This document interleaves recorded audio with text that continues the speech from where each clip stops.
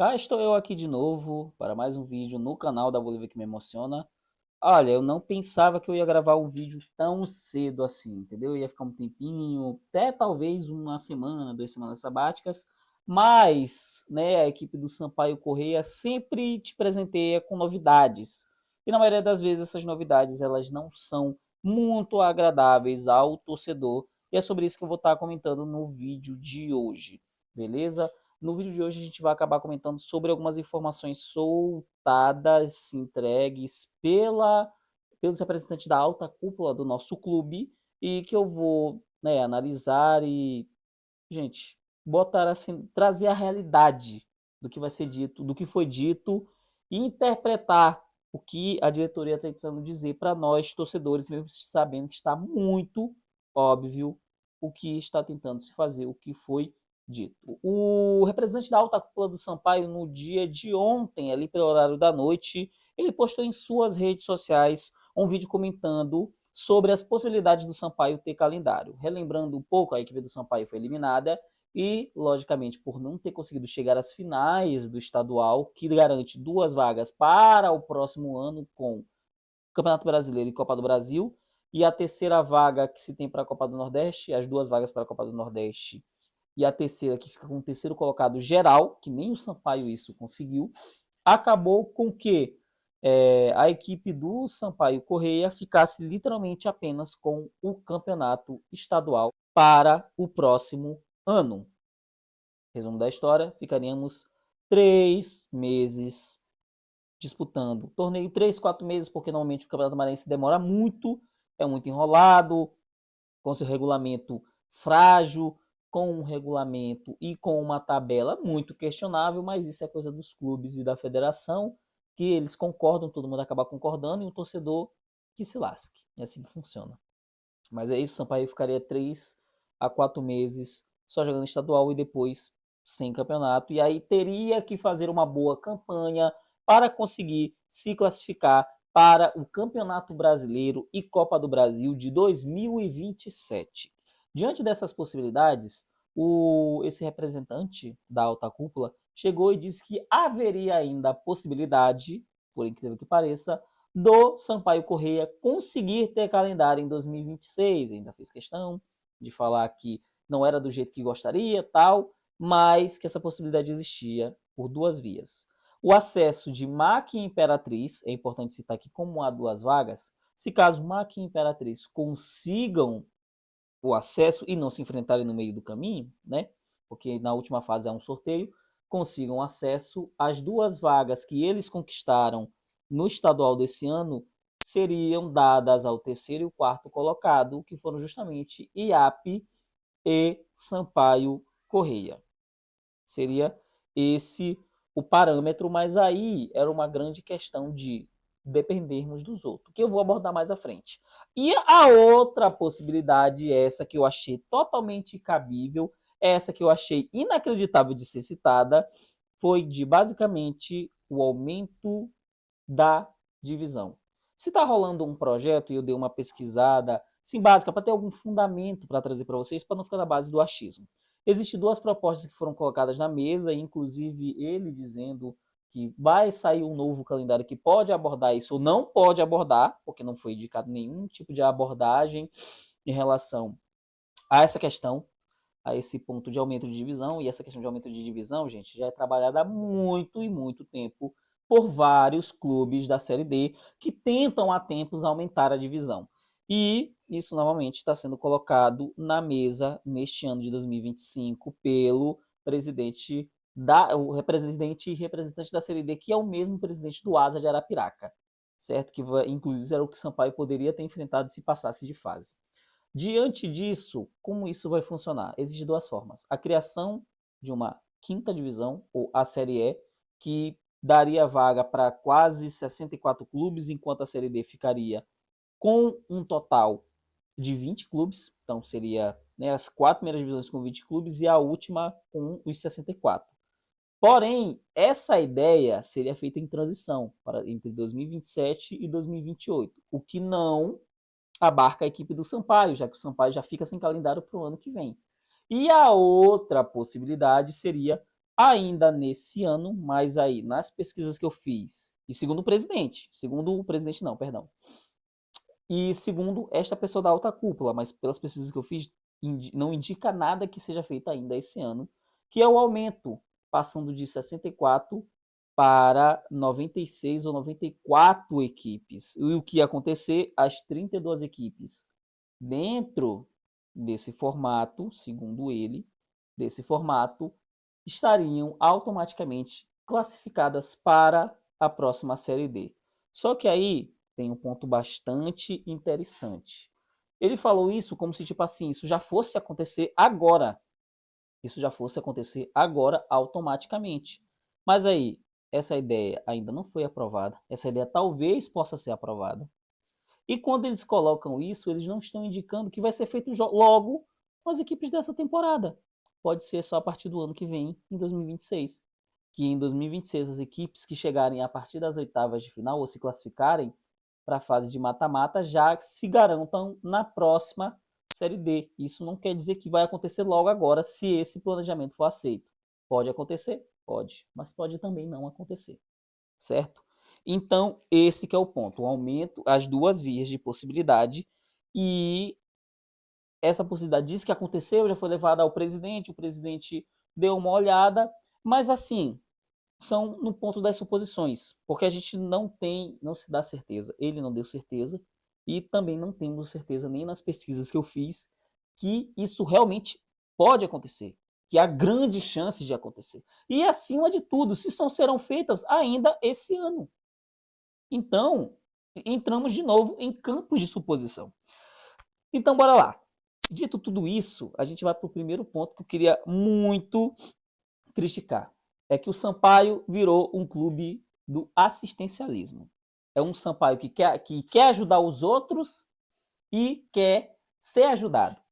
Eu acho que, tipo assim, os clubes se unirem e os clubes se colocarem num papel de trabalharem juntos, não é errado. Na verdade, é louvável, seria muito bom. Senão a gente não teria a treta que está tendo lá na primeira divisão e na segunda divisão, com a LFU, com a Libra e assim por diante. Então é louvável quando isso acontece.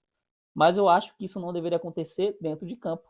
Isso deveria acontecer dentro do jogo político, dentro dos bastidores, com os clubes sentando para conversar e tentando melhorar o campeonato, tornar o campeonato mais atrativo, tornar a venda de imagens desse torneio com um valor melhor ou de uma forma que esse pacote seja mais atrativo para conseguir patrocinadores e pessoas que compram e conseguir aumentar a visibilidade do Campeonato Brasileiro da Série D, Série C e assim por diante, ou mesmo estruturando melhor o campeonato, que é uma tentativa sendo feita, mas não dependendo dos outros. E é isso que o Sampaio está se tornando. E é isso que esta pessoa em questão disse que era para falar. E não temos demérito. Gente, não temos demérito.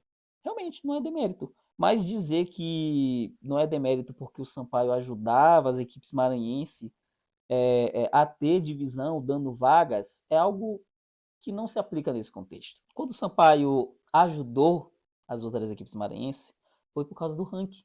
Foi porque o Sampaio, com as suas próprias pernas, foi lá e subiu para a Série B.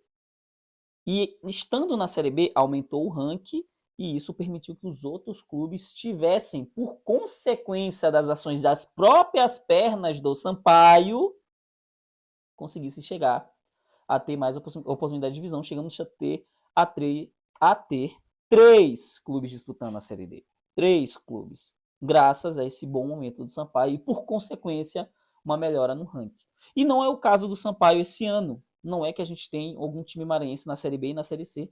A gente tem que torcer por imediato para algum clube subir. Em nenhum momento um desses clubes aí que tiveram essa consequência do Sampaio tiveram que torcer para Sampaio subir, para Sampaio descer ou algo desse tipo. Talvez ali no período de Série C e assim por diante, mas é outros 500.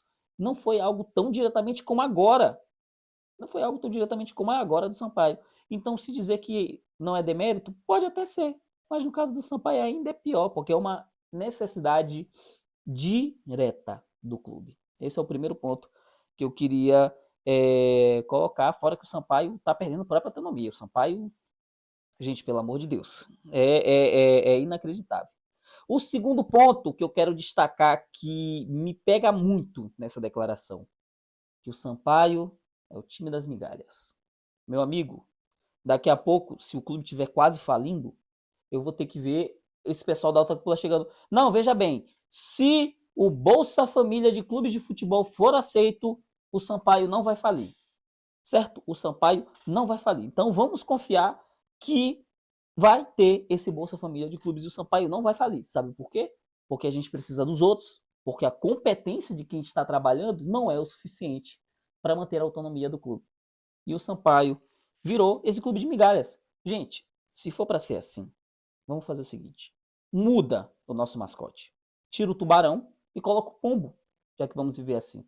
Já que o clube agora, basicamente, vai viver de assistencialismo. E quando eu digo esse assistencialismo, é assistencialismo de uma federação, de um clube, de um tribunal, para conseguir fazer algo que a sua própria competência não está conseguindo, que é manter esse time relevante, que é manter esse time brigando na parte de cima, brigando por títulos, brigando por acesso e brigando em altas divisões. Então agora a gente, infelizmente, é incapaz de andar com as nossas próprias pernas e tem que ficar dependendo dos outros, porque se depender da gente, né? Se depender da gente, já era. Lascou, acabou. E o último ponto que eu quero colocar é o que faz esse vídeo acontecer. O Clube Sampaio Corrêa virou o vendedor de sonhos. Por que, como assim o vendedor de sonhos? Inclusive é um livro do Augusto Cury que eu usei para me inspirar para fazer a capa desse vídeo, e não só a capa desse vídeo, mas na verdade o tema desse vídeo. Porque não é a primeira vez que o Sampaio faz isso. Não é a primeira vez que a alta cúpula do Sampaio simplesmente pega e cria falsas esperanças, que simplesmente pega e traz ações com a mínima possibilidade de acontecer, ou com poucas possibilidades de acontecer, vendendo sonhos, vendendo algo que talvez não se concretize. Que não se concretize. No ano de 2023, quando a gente foi rebaixado, um dos representantes foi em live, chegou e falou: não vamos cair. Pode me cobrar, não vamos cair. Em 2024, a gente teve que escutar uma narração dizendo que a gente ia vencer nos tribunais e que o ano do Sampaio dependia de uma briga no tribunal, que no fim foi ridícula, porque o Sampaio saiu como culpado da história praticamente, e o pior ainda, não resultou em nada. Não resultou em nada e que ainda atrapalhou o nosso ano, porque o que foi dito claramente pelo Francisco Elísio, que era o diretor de futebol na época, que era muito difícil montar o time porque não se sabia em que divisão estava. Então o Sampaio literalmente botou as suas esperanças e teve problema na sua preparação de pré-temporada, no seu planejamento, como se já não tivesse problema suficiente todo o planejamento, que dá errado todo o santo ano nesses últimos 3 anos de Sampaio Corrêa, nos últimos anos que o Sampaio tem tido muitas falhas, e ter confiado em um tribunal que era uma chance que existia, era uma possibilidade que tinha, mas não era tão grande, e isso atrapalhou nosso começo de ano e por fim atrapalhou o ano todo, e um ano que não podia ter errado. E agora, essa questão de, além de confiar nas outras duas equipes, Imperatriz e Maranhão, que para mim eu não quero que suba, não só por questão mesmo de rivalidade, isso tá, é claro também, não quero que Mac, para mim, Mac e Imperatriz que se lasquem, entendeu? São meus rivais, eu não quero bem, eles nunca quiseram a gente bem porque eu vou querer eles bem, certo? Mas, acima de tudo, se confiar em jogo político. De novo, se confiar em jogo político, se confiar em bastidores. O Sampaio virou o quê? O time do tapetão? É o time do tapetão? É o time dos bastidores, porque em campo não consegue? É isso que o Sampaio se tornou?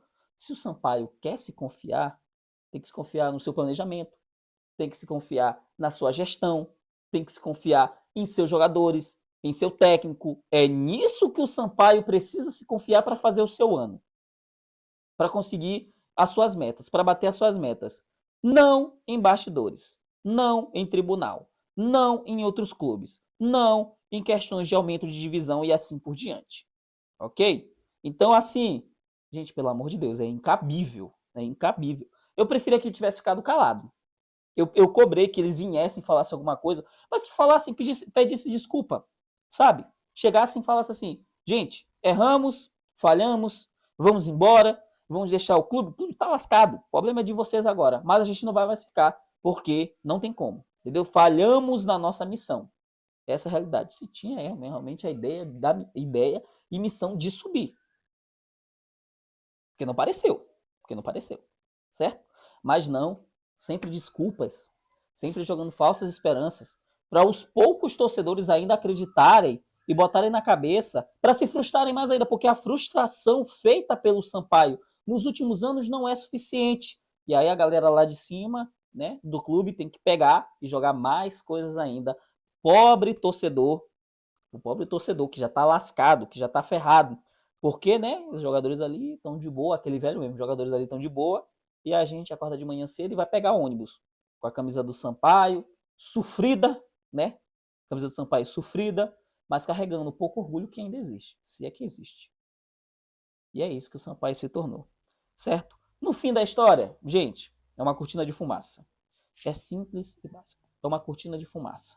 É uma tentativa, de novo, de tentar enganar ao torcedor, de tentar criar uma expectativa no torcedor, de manter uma esperança e, acima de tudo, tentar salvar e dar mais uma chance a uma gestão que se mostrou competente demais para conseguir manter o time. Nos deu, graças a Deus, né, o acesso apenas a jogar o estadual.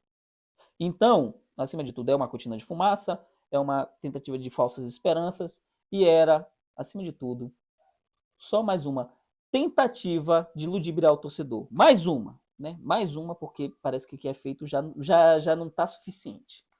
Então é isso. Eu espero que gostem desse vídeo. Concordem, comente, discordem, fique à vontade. Se você quiser acreditar, acredite.